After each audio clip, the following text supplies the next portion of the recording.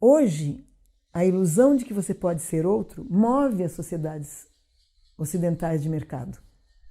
Toda publicidade, por exemplo, tudo que te oferecem para comprar, claro que esse é o meio mais bobo de você se transformar, mas é porque você vai ser outro, né? A mulher sem graça vai ser linda e ter um casamento maravilhoso, o carinha fraquinho vai tomar não sei o que, anabolizante, vai virar um esportista, ou vai ter um carro e todo mundo vai olhar para ele.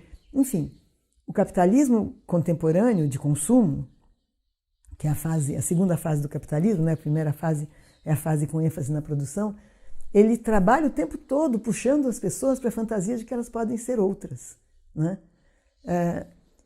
No entanto, uma coisa é aquilo que você consegue se transformar pela via do seu estudo, dos seus interesses, dos laços sociais que você faz, da circulação que você faz pela sua cidade, do trabalho que você tem. Todo mundo se transforma.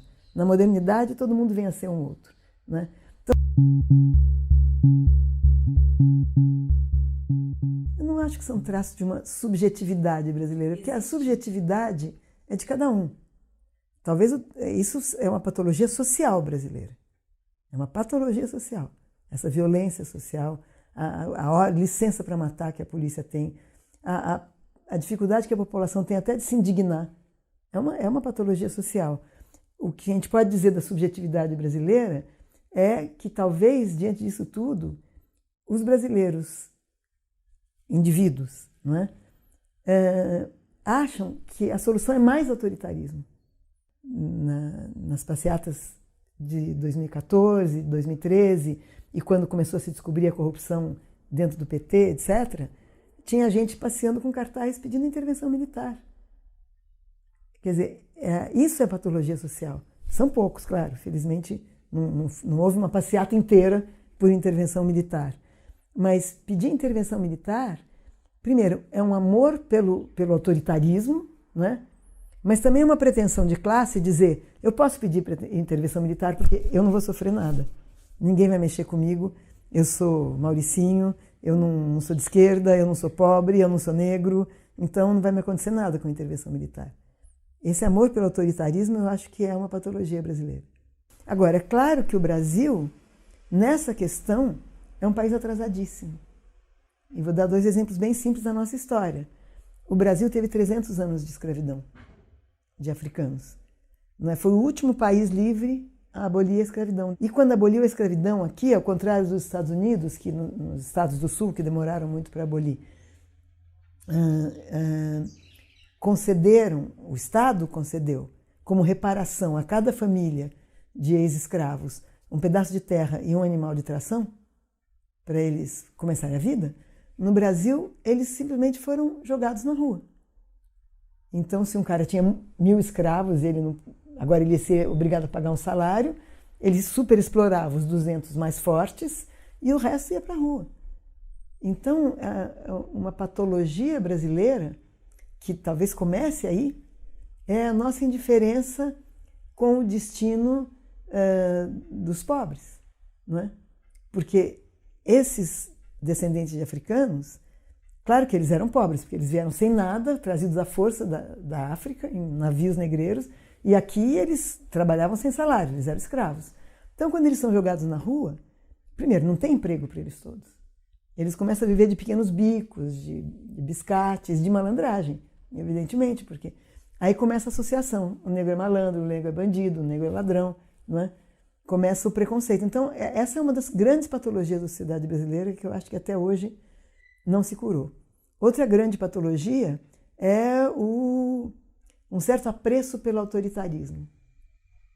Nós tivemos 2 ditaduras, com intervalo entre elas de apenas a de Vargas e a ditadura militar do golpe de 64, o intervalo entre o fim de uma e o começo de outra foi de 19 anos só, não é? E a nossa ditadura aqui, ela terminou, ao contrário de, por exemplo, países como Argentina e Chile, sem se formar, sem que os militares fossem julgados, não é?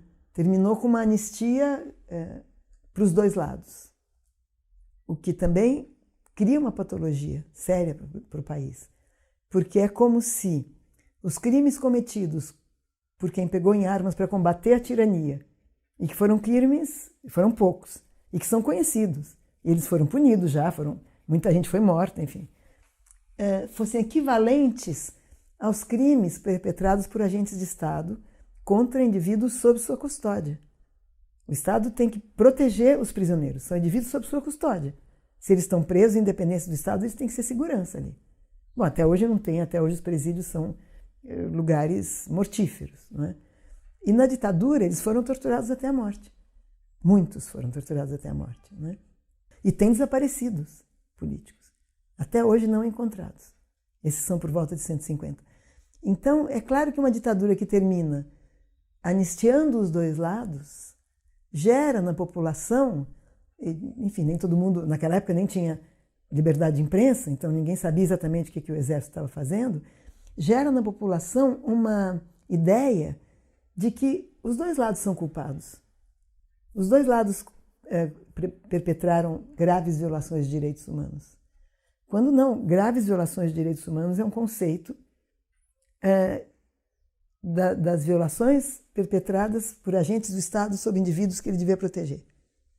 Se um bandido me mata na rua, ele é um bandido, ele cometeu um crime. Se um preso é torturado na cadeia, é uma grave violação de direito humano. São crimes de ordens diferentes, não é? A polícia no Brasil continua militarizada, outro absurdo, não é? Como se o país estivesse em guerra contra a sua própria população, porque o militar ele é preparado para a guerra, não é? E ela mata hoje mais do que mataram na ditadura, mais do que mataram combatendo os militantes de esquerda. Continua matando, continua torturando nas cadeias, continuam desaparecendo corpos, como Amarildo no Rio de Janeiro. Enfim, então não é um momento otimista para o Brasil, mas isso tem uma história muito longa, né?